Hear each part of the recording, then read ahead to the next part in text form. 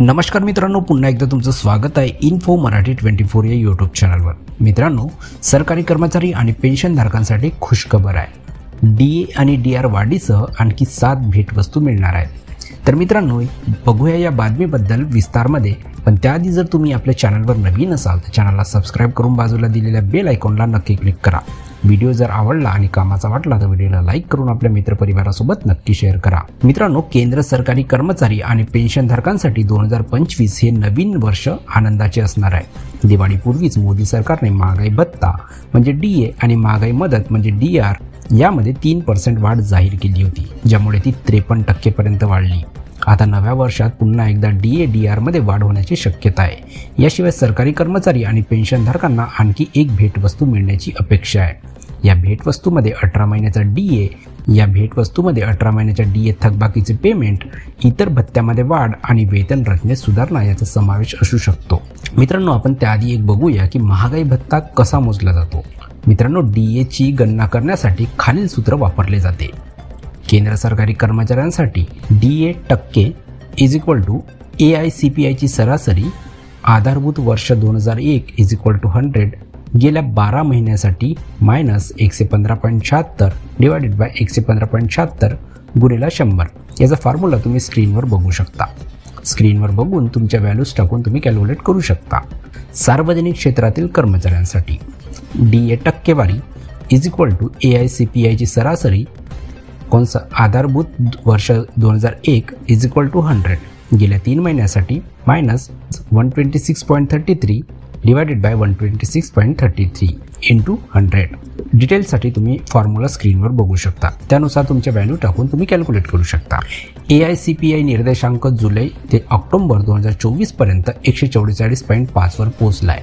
DA score 55.05% वर नेला आहे। जर हा निर्देशांक नोव्हेंबर आणि डिसेंबरमध्ये 145.3 वर पोहोचला तर जानेवारी 2025 मध्ये डीए 56% वाढू शकतो।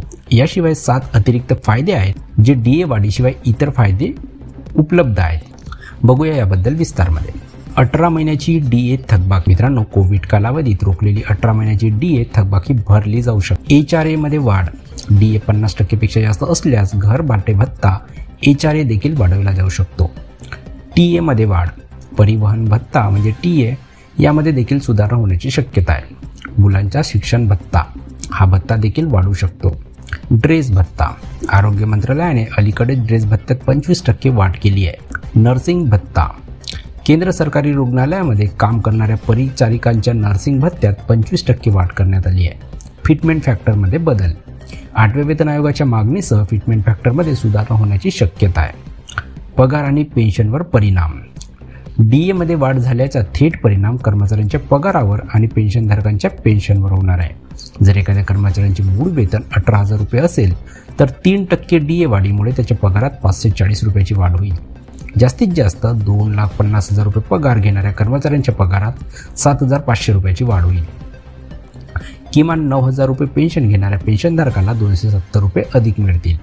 जास्तीत जास्त 1,25,000 रुपये पेन्शन मिळवणाऱ्या पेन्शनधारकाच्या पेन्शनमध्ये 3,750 रुपयाची वाढ होईल। 18 महिन्याची थकबाकी भरण्याची शक्यता। कोविड-19 महामारीच्या काळात सरकारने 1 जानेवारी 2020 ते 3 जून 2021 पर्यंत डीए वाढीवर विराम दिला होता। या कालावधीत डीए वाढ जानेवारी 2020, जुलै 2020 आणि जानेवारी 2021 यामध्ये थांबवण्यात आल्या। या 18 महिन्याची थकबाकी डीए देण्याची मागणी कर्मचारी संघटना सातत्याने करत आहे। सरकारने ही मागणी मान्य केल्यास कर्मचाऱ्यांना थकबाकी म्हणून मोठी रक्कम मिळू शकते। मात्र या संदर्भात सरकारकडून अद्याप कोणतीही अधिकृत घोषणा करण्यात आलेली नाही आहे। ही प्रक्रिया कधी व कशी जाहीर केली जाईल याबद्दल आपण बघूया। डीए हाईकच्या प्रक्रियेत खालील चरणांचा समावेश आहे। AICPI डेटाचे संकलन आणि विश्लेषण, वित्त मंत्रालयाकडून प्रस्ताव तयार करणे, कॅबिनेट मंजुरी, अधिकृत अधिसूचना जारी करणे, अंमलबजावणी आणि थकबाकी भरणे। साधारणतः जानेवारी ते जून या कालावधीसाठी महागाई भत्ता वाढ मार्चमध्ये होळीच्या आसपास जाहीर केली जाते, तर जुलै ते डिसेंबर या कालावधीसाठी ही घोषणा दिवाळीच्या आसपास ऑक्टोबर किंवा नोव्हेंबरमध्ये केली जाते। तर मित्रांनो, कशी वाटली ही कामाची आणि महत्त्वाची बातमी? जर बातमी कामाची आणि महत्त्वाची वाटली असेल तर व्हिडिओला लाईक करून आपल्या मित्रपरिवारासोबत नक्की शेअर करा. तसेच जर तुम्ही आपल्या चॅनलवर नवीन असाल तर चॅनलला सबस्क्राईब करून बाजूला दिलेल्या बेल आयकॉनला नक्की क्लिक करा. व्हिडिओ बघितल्याबद्दल खूप खूप धन्यवाद.